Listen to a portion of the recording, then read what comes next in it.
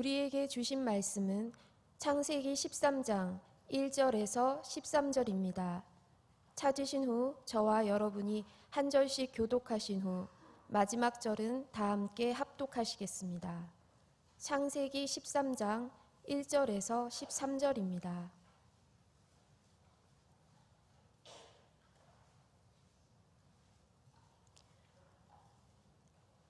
아브라함이 애굽에서 그와 그의 아내와 모든 소유와 롯과 함께 네겝으로 올라가니 아브라함에게 가축과 은과 금이 풍부하였더라. 그가 네겝에서부터 길을 떠나 베델에 이르며 베델과 아이 사이 곧 전에 장마쳤던 곳에 이르니 그가 처음으로 제단을 쌓은 곳이라. 그가 거기서 여호와의 이름을 불렀더라.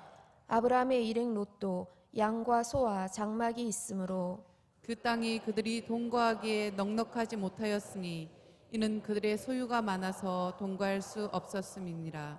그러므로 아브라함의 가축의 목자와 롯의 가축의 목자가 서로 다투고 또 가나안 사람과 브리스 사람도 그 땅에 거주하였는지라.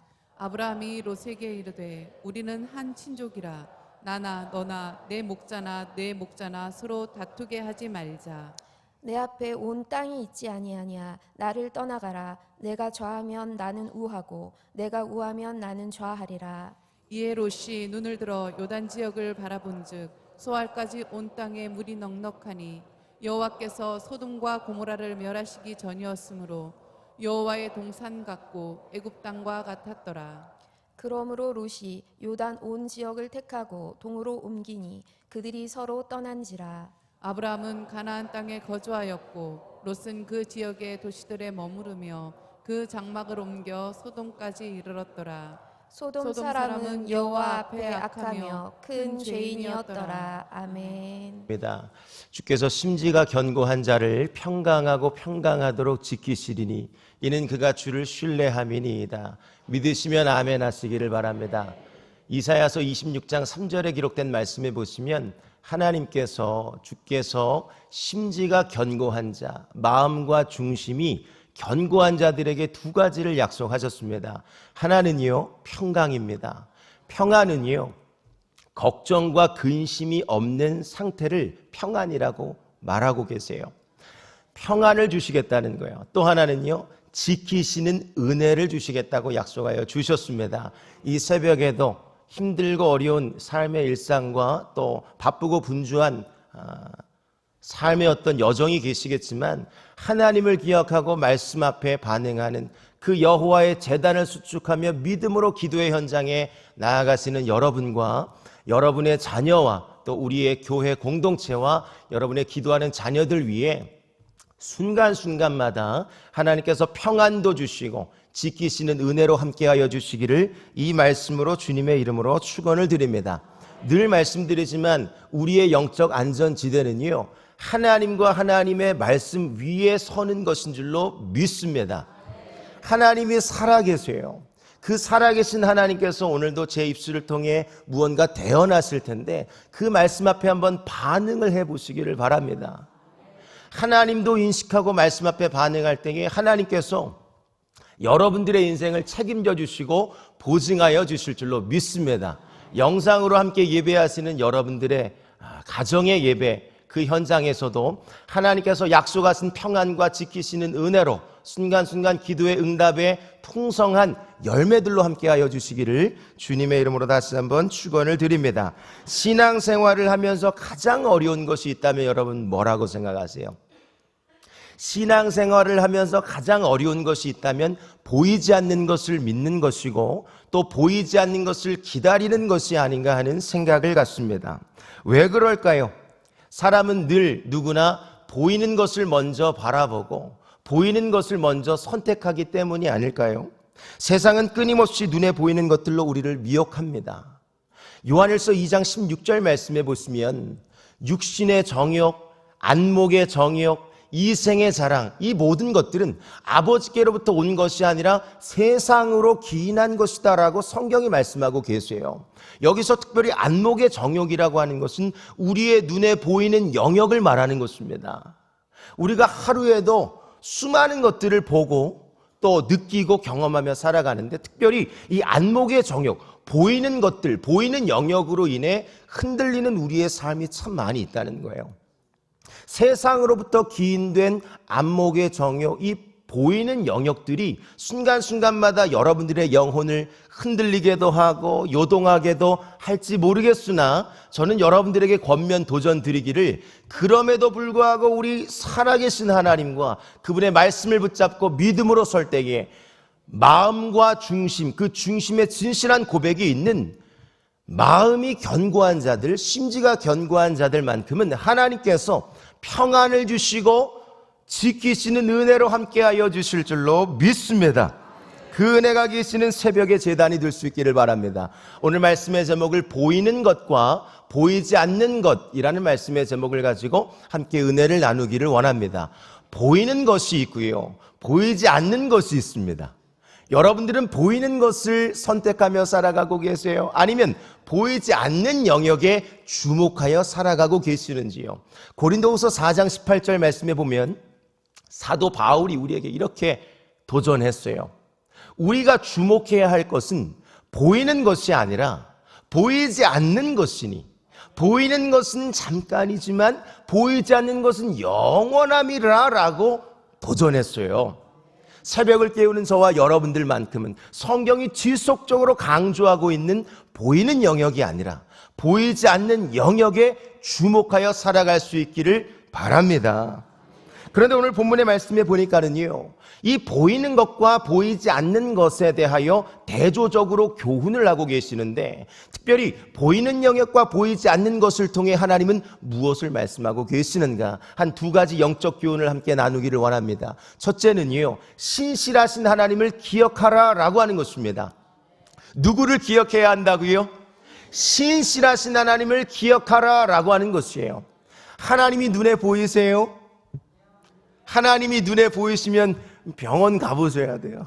하나님은 영이시니, 하나님은요, 우리의 눈으로 볼 수 있는 영역이 아닙니다. 그러나 공기가 눈에 보이지 않아도 숨을 쉬어보면 공기가 있는 것을 아는 것처럼, 전파가 눈에 보이지 않아도 TV를 틀어보거나 라디오를 틀어보면 전파가 있는 것을 아는 것처럼, 우리 하나님도요, 눈에 보이지 않는다고 없는 것이 아니라 그분이 행하신 일을 보면 그분의 실존하심과 살아계심을 반드시 알 수 있는 줄로 믿습니다. 오늘 새벽에도 기도해 주셨지만 만물 속에 하나님의 신성이 내재되어 있다니까요. 이 땅을 살아가면서도 우리가 하나님을 인식하지 못하고 살아간다면 하나님 편에서 얼마나 안타까운 일일까요? 하나님의 말씀을 통해서도 권면하고 도전하고 있어요. 이 새벽에 계속 제가 이렇게 도전하잖아요. 보이는 것이 아니라 보이지 않는 것을 주목해야 한다고 이렇게 끊임없이 도전하고 계시는데, 여전히 우리의 일상 속에, 삶의 영역 속에 보이는 것에 요동하거나 흔들리거나 주목하여 살아간다면 이것만큼 하나님 앞에 안타까운 일이 없다라고 하는 것입니다.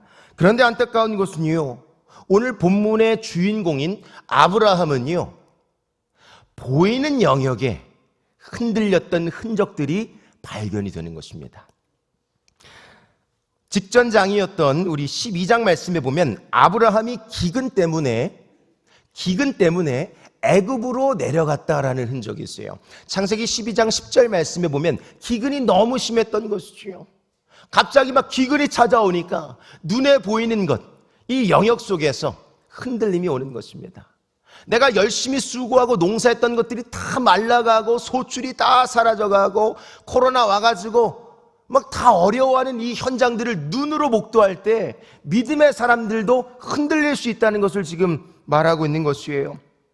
그래서 기근 때문에, 기근이 심하여 어디로 내려갔다고요? 애굽으로 내려갔습니다. 애굽으로 내려갔어요. 거기서 어떤 일이 있었는지가 12장 후반절 말씀에 쭉 읽어보면 우여곡절도 있고 죽을 뻔도 하고 내 아내를 빼앗길 뻔도 하고 뭐 여러 가지 일들을 경험하는데, 이 큰 위기를 경험하고 나서 아브라함이요, 정신을 차리고, 그럼에도 불구하고 실수와 연약함이 있는 그 아브라함에게 하나님이 찾아오셔서 하나님이 그에게 평강도 주시고 지키시는 은혜도 주시고 다시 원래 있었던 그 처소로, 그러니까 가나안 땅에 있다가 애굽의 기근 때문에 내려갔는데 다시 애굽에서 탈출하여 나와서 가나안 땅에 돌아오게 하시는 장면이 창세기 12장 후반절에 기록이 되어 있는 거예요. 13장 말씀을 쭉 집에 돌아가셔서 다시 한번 읽어보시면 3절 말씀에 베델이라는 지명이 나타나고 있죠. 이 베델이라고 하는 것이 가나안의 한 지역이었습니다. 그러니까 내가 하나님이 젖과 꿀이 흐르는 땅, 약속의 땅, 가나안 땅에 들어와서 거주하고 있었는데 하나님도 알고 하나님의 말씀 약속도 붙잡고 살았던 아브라함에게 기근이 찾아와서 눈에 보이는 영역 때문에 흔들리다가 저 사람도 다 애굽 내려가니까 나도 우리 가정도 같이 애굽 내려갔다가 거기서 엄청난 우여곡절을 경험하고 나서 다시 어디 돌아왔다고요? 가나안, 본래 있었던 그 지역으로 돌아와서 하나님 앞에 다시금 제단을 쌓고 여호와의 이름을 부르는 장면이 오늘 본문 4절에 기록이 되어 있는 것이에요. 여러분, 애굽은요 세상을 상징하는 지역입니다. 하나님도 없고 하나님의 말씀도 없는 곳이 애굽이었어요. 여러분, 애굽이라고 하는 이 처소는요 세상적 관점과 세속적인 가치가 난무했던 곳이 애굽이거든요. 그런데 이 애굽에서 돌아와서 이 세상에서 빠져나와서 아브라함이 가장 먼저 했던 것이 무엇이었는가? 4절 말씀을 한번 띄워주시고 합독을 했으면 좋겠습니다. 합독합니다. 시작. 그가 처음으로 제단을 쌓은 곳이라. 그가 거기서 여호와의 이름을 불렀더라. 아멘입니다. 두 가지 반응이 있었지요. 여호와 앞에 어떤 반응을 보였어요? 제단을 쌓고 또 하나 여호와의 이름을 뭐라고요? 불렀더라 그랬던 거예요. 제단을 쌓고 여호와의 이름을 불렀다라고 하는 것은요 하나님께 돌아와서 영적인 관계가 다시금 시작되는 그 현장을 그리고 있는 거예요. 저는 여러분들에게 이 말씀으로 권면하고 도전드립니다. 이 새벽의 제단, 새벽의 예배와 여러분들 순간순간마다 하나님 주여 부르고 있는 그 여호와의 이름을 부르는 그 부르짖는 그 부르짖음을 잃어버리지 않는 여러분 모두가 될 수 있기를 바랍니다. 제단을 회복하고 있는 거예요. 예배를 회복하고 있는 거예요. 여호와의 이름을 불렀다는 것은 하나님 앞에 그의 신앙을 다시 한번 돌이키고 있는 것입니다. 부르짖음이 회복되고 있는 것이에요. 그런데 또 하나 문맥적인 표현 중에 중요한 문구가 있다면 저는 처음으로라고 하는 이 문구가 눈에 들어왔어요. 뭐라고요? 처음으로. 그러니까 일전에도 예배했던 흔적이 있었다는 것을 가르쳐주고 있는 거예요. 그런데 반대로 예배했던 아브라함이 그 예배도 잃어버리고 부르짖음도 잃어버렸다는 현장을 이중적으로 가르쳐주고 있는 것입니다. 오늘 이 처음으로 예배의 제단을 쌓았다는 것과 처음으로 여호와의 이름을 불렀다는 것은 아브라함이 상황과 환경 때문에 하나님도 잃어버리고 말씀도 잃어버리고 세상적 가치와 기준을 따라 반응했던 아브라함의 연약함도 보여주고 있지만 반대로 아브라함이 처음부터 연약한 것은 아니었다라고 하는 것을 반증하고 있는 거예요. 여러분, 창세기 12장 1절과 2절 말씀에 보면 창세기 12장은요 아브라함의 부르심과 약속의 말씀이 등장합니다. 너는 본토 친척 아비 집을 떠나라. 내가 내게 지시할 땅으로 가라 라고 하면서 하나님이 아브라함에게 이르시되 아브라함에게 찾아오셔서 말씀을 주고 있는 거예요. 그런데 아브라함이 어떻게 했어요? 창세기 12장 4절 말씀에 보면 그 말씀을 따라갔고 순종을 합니다. 그러니까 하나님도 인식하고 있었고 말씀에 반응도 했던 것이 아브라함이었어요. 근데 하나님은 막무가내로 그냥 보내는 분은 아니십니다. 창세기 12장 2절 말씀에 보면 하나님께서 약속을 주시고 보내세요. 그러니까 우리로 표현하면 말씀을 주시고 보내신다 이 말이에요. 창세기 12장 2절 말씀에 보면 내가 너로 큰 민족을 이루겠고 내게 복을 줄 것이고 내 이름을 창대케 할 것이고 너는 복이 될 거야. 그러니까 떠나가라 라고 말하는 거예요. 당시에 여러분 고대 사회 고대 문명에서 지도도 없고 내비게이션도 없고 떠나는 것이 쉽지 않았을 거예요. 부모도 떠나는 것, 친척들도 떠나는 거, 이게 쉽지 않았을 거예요. 그런데요, 약속의 말씀과 하나님에 대한 실존하시는 그 살아계신 하나님에 대한 분명한 인식이 있었던 아브라함은요, 말씀에 순종하여 떠나기 시작했는데, 그 말씀 앞에 반응하여 떠나온 곳이 어디였냐면 가나안이었던 거예요. 그러니까 아브라함이 처음부터 타락하거나 타협한 것은 아니라라고 하는 거예요.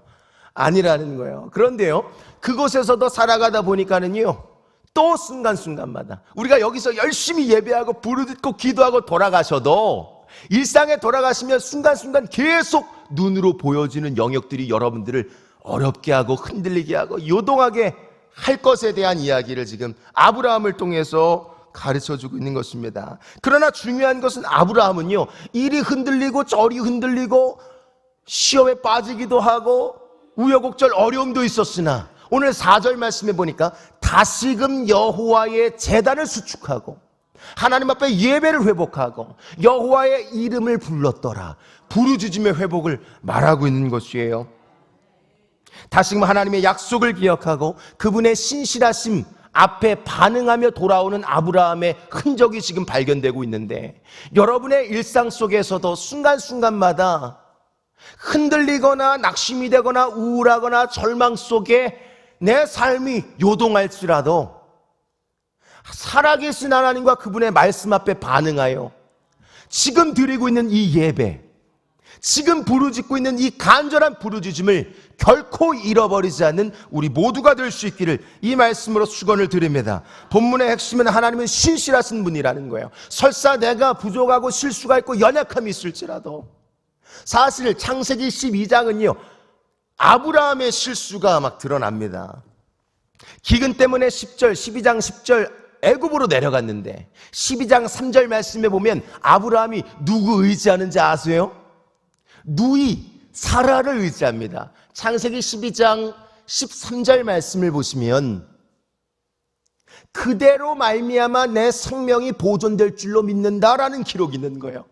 그러니까 하나님과 하나님 말씀 붙잡았던 아브라함이 지금 누구 의지하고 있는 거예요? 사라, 아리따운 여인, 내 누이, 네가 있으면 내 생명이 보존될 거야. 지금 하나님이 아니라 사라에게로 주목하고 있는 아브라함의 실수와 연약함이 지금 발견되고 있는 것이죠. 그러나 그럼에도 불구하고 하나님은 찾아오셨어요. 신실하신 하나님, 지금도 동행하고 계신 하나님께서 여러분의 일상 속에 일거수일투족 살피고 계시며 순간순간 우리의 마음과 중심에 하나님 하늘을 향한다면 반드시 하나님께서 평강도 주시고 이 생명을 보존케 하시며 지키시는 은혜로 함께하여 주실 줄로 믿습니다. 어떤 신앙적 위기가 여러분의 가정을, 여러분의 일상에 직면되고 계세요? 상황과 환경의 열악함 속에서도 설상가상의 어려운 문제가 찾아올지라도 여호와를 의지하시고 약속의 말씀을 붙잡고 믿음으로 설 때에 하나님께서 반드시 은혜를 허락하여 주실 줄로 믿습니다. 그 은혜가 시작되는 오늘 이 새벽이 될 수 있기를 바랍니다. 여러분들이 처음 제단을 쌓았던 곳은 어디예요? 은혜의 자리로 돌아가 우리의 제단을 수축하고 하나님의 이름을 부르는 일들이 지속되어야 할 줄로 믿습니다. 왜냐하면 하나님이 기다리고 계시기 때문에 그런 것이에요. 하나님의 신실하심을 기억하고 반응하는 이 새벽이 될 수 있기를 바랍니다. 또 하나는요, 믿음의 길을 선택하라 라고 하는 것입니다. 어떤 길을 선택해야 된다고요? 믿음의 길을 선택하라. 오늘 5절로 13절까지의 말씀에 보면 아브라함이 애굽에서 큰 부를 누렸습니다. 큰 부를 얻고 돌아왔어요. 하나님의 은혜였던 것이지요. 그런데 가축과 재산이 많아지자 또 문제가 찾아옵니다. 그러니까 돈과 어떤 무언가 많이 가지고 있는 것이 평안이 아니라는 거예요. 많이 가지고 있는 것이 또 문제가 되어 찾아오고 있지요. 롯과의 갈등이 되어 찾아옵니다. 6절과 7절 말씀에 보면 땅이 넉넉하지 못했고 소유가 많아서 많이 가지고 있는 것이 오히려 문제, 갈등의 원인이 되었다는 사실을 가르쳐주고 있고, 7절 말씀에 내려가 보면 서로 동거할 수가 없어서 오히려 다투는 현장이 있었기 때문에 이 문제의 현장 속에 아브라함이 어떻게 반응하고 있어요? 8절, 9절 말씀에 내려가 보면 아브라함이 선택을 제안합니다. 네가 좌하면 나는 우할 것이고 네가 우하면 내가 좌할 테니 우리가 서로 다투지 말자라고 하나님의 말씀 안에서 옳은 말을 지혜롭게 하며 이 문제를 지금 풀어가고 있는 아브라함의 지혜를 보고 계시는 거예요. 여러분, 그런데 중요한 것은 선택을 잘 하셔야 됩니다. 순간의 선택이 평생을 좌우한다는 말이 있어요. 체감하고 계시죠? 결혼해 보신 분들, 그죠? 젊었을 때 너무 행복해가지고 이 사람과 함께하면 평생 행복할 거야 라고 새끼손가락 걸고 반지 가락지 끼고 결혼했는데 어떠세요? 체감이 어떠세요? 행복하세요? 참 행복은 우리 주님 안에 있는 줄로 믿습니다. 중요한 것은 선택이 중요하다 이 말이에요. 여러분, 선택이 중요한데요, 롯의 선택의 묘사가 나타나는데 오늘 10절과 11절 말씀을 한번 보시기 바랍니다. 롯이 어떻게 선택하고 있는가 보세요. 10절, 롯이 눈을 들어서 주변을 돌아보기 시작합니다. 저기 보니까 어느 지역이 나타나고 있어요? 요단 지역이 나타나고 있죠. 그 요단 지역을 딱 바라보니까 어때요? 후반절 말씀에 이곳이 여호와의 동산과 같고 애굽과 같았더라. 너무 아름다운 거예요, 저 지역을 바라보니까. 그리고 나서 11절 어떻게 반응했어요? 롯이 선택하기 시작합니다. 롯이 요단의 온 지역을 택하고 동으로 옮기니 이사하는 거예요. 이주하는 거예요. 왜? 너무 아름다운 곳이었으니까.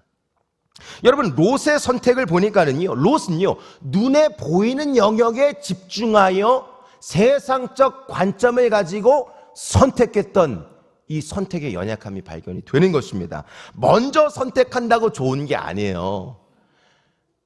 제가 함께하는 지체들과 순간순간마다 제비 뽑을 때도 있고 선택하는 현장들이 있거든요. 먼저 뽑으면 다 좋은 줄 알아요. 좋은 줄 알아. 근데 먼저 뽑는다고 좋은 게 아니라니까요. 선택의 기준이 중요하다는 사실을 오늘 성경은 우리에게 가르쳐주고 있는 것입니다. 롯의 선택은 믿음의 선택이 아니었어요. 왜 그럴까요? 눈에 보이는 영역이 그 선택의 기준이 되었기 때문에 그런 것이에요. 오늘 13절 말씀 한번 보시겠어요? 13절 말씀 합독합니다. 마지막으로 13절 시작. 소돔 사람은 여호와 앞에 악하며 큰 죄인이었더라 그랬어요. 여러분, 이때 당시에 동편은요, 이들이 거주하고 있었던 아브라함 믿음의 사람들이 거주하고 있었던 동쪽은요, 이방 민족들이 살고 있었던 지역이었어요. 그리고 하나님도 하나님의 말씀도 없는 우상 숭배가 가득한 지역이 어디였다고요? 동쪽이었다고요. 제가 일전에도 이 새벽 설교를 통해 말씀을 나누었는데 창세기 저자는요, 동쪽에 대하여 매우 부정적인 의미를 우리에게 강조하고 있어요. 여러분, 예를 들어서 아담이 범죄하고 나서 도망한 곳이 어디예요? 에덴의 동쪽. 창세기 3장 24절 말씀에 보니까 아담이 범죄하고 나서 도망한 곳, 쫓겨난 곳이 에덴의 동쪽이었다라고 가르쳐주고 있어요. 뿐만 아니라 가인과 아벨 아시죠? 믿음으로 예배했던 아벨, 함께 나도 예배했는데 내 예배를 받지 않는다고 시기하고 질투해가지고 동생 죽여버렸던 가인. 이 가인의 범죄한 이후에 가인이 어디로 향하는가? 창세기 4장 16절 말씀에 보면 가인이 에덴의 동쪽 노 땅으로 향하는 장면이 있어요. 하나같이 동쪽은 부정적 의미가 있었던 것입니다. 오늘 본문에도 13장 13절에 넘어와 봐도 소돔, 요단 지역 동쪽은요, 이방 민족이 가득하고 우상 숭배가 가득했던 곳이었어요. 즉 하나님도 없고 말씀도 없고 예배가 다 무너져 버린, 그냥 보이는 영역, 그냥 옆에 사람이 선택하니까 나도 선택하고, 그냥 보이니까 환경 때문에 이렇게 하면 좀 편할 것 같고 좋아 보이니까 이사도 하고 이주도 하고 그렇게 살아갔던 것입니다. 그렇기 때문에 이 동쪽은 부정적인 의미가 있었던 거예요. 그런데 롯은 그 동편을 향하고 있었던 것입니다. 저는 여러분들에게 도전하고 권면 드립니다. 고린도후서 4장 18절 서두에서도 도전 드렸잖아요. 사도 바울이 우리가 주목해야 할 것이 있다 그랬지요. 한번 읽어볼까요? 시작. 우리가 주목하는 것은 보이는 것이 아니요 보이지 않는 것이니 보이는 것은 잠깐이요 보이지 않는 것은 영원함이라 그랬어요. 보이는 영역 때문에 순간순간 어쩔 수 없다는 핑계와 어려움 때문에 선택하고 내 삶을 움직이는 것이 아니라 살아계신 하나님, 영원한 하나님, 하나님의 말씀, 그 가치, 말씀의 기준을 가지고 선택하고 결정하고 반응하는 우리 모두가 될 수 있기를 바랍니다. 여러분들은 무엇을 선택하며 살아가고 계시는지요? 선택의 기준이 매우 중요한데 그 선택의 기준을 점검할 수 있는 이 새벽이 될 수 있기를 바랍니다. 눈에 보이는 것을 먼저 선택하시면 안 된다는 것이에요. 작은 선택과 결정의 현장 속에 시편 107편 30절 말씀이 여러분의 약속의 말씀이 될 수 있기를 바랍니다. 여러분 선택하거나 결정할 때 시편 107편 몇 절? 30절 말씀이 여러분의 약속의 말씀이 될 수 있기를 바랍니다. 제가 읽어드릴게요. 그들이 평온함으로 말미암아 기뻐하는 중에 여호와께서 그들이 바라는 항구로 인도하시는 도다. 내 기도의 응답이 먼저가 아니라 상황 때문에 환경 때문에 선택하는 것이 아니라 하나님과의 관계 속에서 약속의 말씀을 붙잡고 기도하는 여정 속에 하나님이 주시는 평안이 계신다면, 하나님이 주시는 기쁨이 계신다면 이 평안과 기쁨이 내 안에 경험이 되는 과정 속에서 바라는 항구 기도의 응답의 장으로 인도하시겠다고 주님이 약속하셨거든요. 그래서 환경이 열려진다고 조건이 맞는 것 같은데 내가 지금 이사해야 되는데 너무 좋은 집이 막 나타나가지고 막 가격도 깎아준대. 제 얘기하는 거, 제 얘기. 작년에 가격 막 3천만 원 깎아준대요. 막 집이 너무 좋아. 컨디션이 이주해야 되나 말아야 되나 보이는 것 때문에 선택하는 것이 아니고 환경과 조건이 다 안 맞을지라도 말씀을 붙잡고 기도할 때 주시는 평안이 있다면 그 길을 선택할 때 하나님이 책임져 주시고 보증하여 주실 줄로 믿습니다. 왜냐하면 하나님은 신실하신 분이시고 살아계신 분이시고 전지전능하신 분이시기 때문에 그런 것입니다. 말씀을 정리합니다. 여러분 보이는 것에 집중하며 살아가고 계세요? 아니면 보이지 않는 것에 주목하여 살아가고 계시는지요? 우리 모두가 아브라함의 실수와 연약함을 반복하는 것이 아니라 그럼에도 불구하고 우리에게 찾아오셔서 오늘도 제 입술을 통해 대언하시고 말씀하시는 그 하나님과 말씀의 기준을 따라 여러분의 일상 속에 신실하신 하나님을 기억하고 믿음의 길을 선택하여 하나님이 주시는 큰 기쁨과 행복이 가득한 여러분의 가정과 교회와 공동체와 우리 교회 몸된 거룩한 공동체가 될 수 있기를 이 말씀으로 주의 이름으로 축원을 드립니다. 두 손을 드시겠습니다. 우리 함께 이 시간 기도하실 텐데요. 잠깐 말씀을 묵상하시겠습니다. 어떠한 상황과 환경 속에서도 우리가 신실하신 하나님을 기억하게 하여 주옵소서. 신실하신 하나님을 기억하며 믿음으로 살아가게 하여 주시옵소서. 눈에 보이는 세상보다도 눈에 보이지 않는 하나님 나라와 말씀의 가치를 두고 살아가게 하여 주시옵소서. 우리의 믿음의 길을 선택하고 걸어갈 때에 우리가 믿음의 길을 선택하고 걸어갈 때에 하나님께서 반드시 우리의 삶을 책임져 주시고 보증하여 주실 줄로 믿습니다. 특별히 오늘 함께 기도하실 제목을 드립니다. 진주 갈릴리 교회에서 말씀을 선포하시고 그 공동체를 말씀과 기도로 깨워가신 우리 담임 목사님을 위해서 중보해 주시기를 바라고 오늘 말씀을 붙잡고 기도하실 때에 보이는 영역에 흔들리거나 요동하지 않게 하시고 신실하신 하나님 기억하고 믿음의 길을 선택하여 하나님께서 보증하시고 책임져 주시는 복된 생애가 되게 하여 주시옵소서.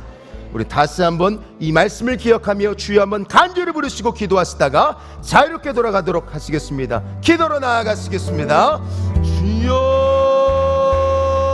주여, 사랑과 은혜가 충만하신 아버지 하나님, 주님의 은혜와 사랑을 진심으로 감사를 드립니다. 오늘도 새벽을 깨우게 하시고 이 하나님의 제단을 수축하며 간절한 부르짖음으로 주님 앞에 설 수 있도록 인도하시니 감사를 드립니다. 이 예배의 제단, 새벽의 제단을 잃어버리지 않는 우리 모두가 되게 하여 주시옵소서.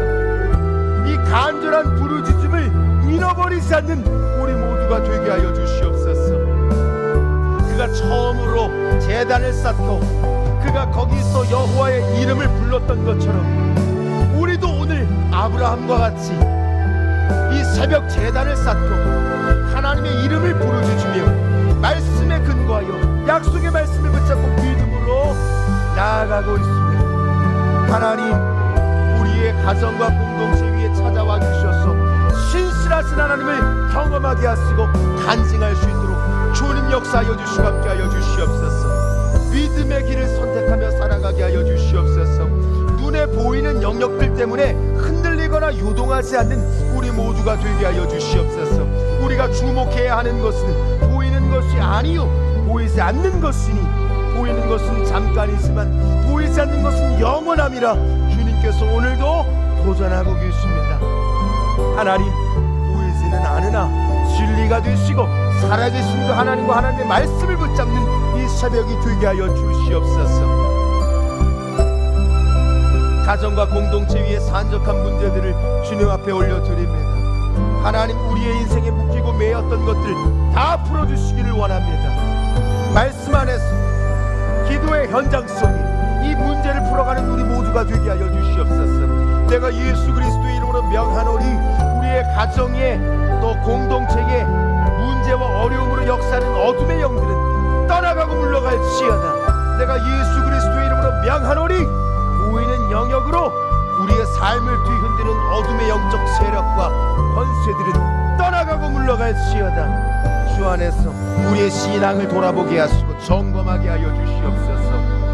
보이지 않는 하나님의 말씀, 그러나 진리가 되시는 살아계신 하나님의 말씀, 이 말씀을 붙잡고 오늘도 기도의 현장 속에 실험하며 살아가는 우리 모두가 되게 하여 주시옵소서. 반드시 하나님의 약속과 계획을 구체적으로 구현하여 주실 줄로 믿습니다. 그 은혜가 시작되는 이 새벽의 제단이 되게 하여 주시옵소서. 하나님 말씀하여 주시옵소서. 주의 종이 듣기를 원하나이다. 우리의 예배가 회복이 되게 하여 주시옵소서. 그저 반복적인 예배가 아니라 하나님과의 직접적인 관계와 교감이 일어나는 그 거룩한 영적 부르짖음이 회복되는 이 새벽이 되게 하여 주시옵소서. 하나님, 회복으로 임하여 주시기를 원합니다. 첫사랑의 은혜가 회복이 되게 하여 주시옵소서. 하나님, 이 새벽에 우리를 기다리고 계신 줄로 믿습니다. 주님 앞에 믿음으로 반응하고 믿음으로 순종하는 우리 모두가 되게 하여 주시옵소서. 평안을 허락하여 주시옵소서. 기쁨을 허락하여 주시옵소서. 주께서 심지가 견고한 자들에게 평강 주시겠다고 약속하여 주셨습니다. 지키시는 은혜를 주시겠다고 약속하여 주셨습니다. 그 말씀의 주인공이 되어 살아가게 하여 주시옵소서. 하나님, 신뢰하게 하여 주시옵소서. 말씀을 붙잡게 하여 주시옵소서. 우리의 간절한 갈망이 하늘에 닿고 하나님의 은혜의 손길이 우리의 영혼과 심령에 닿는 은혜가 이 새벽에 있게 하여 주시옵소서. 반드시 하나님께서 길을 열어주시고 묶이고 매인 것들을 풀어주시고 새롭게 하여 주실 줄로 믿습니다. 그 회복이 오늘 이 기도와 예배를 통해 시작되게 하여 주시옵소서.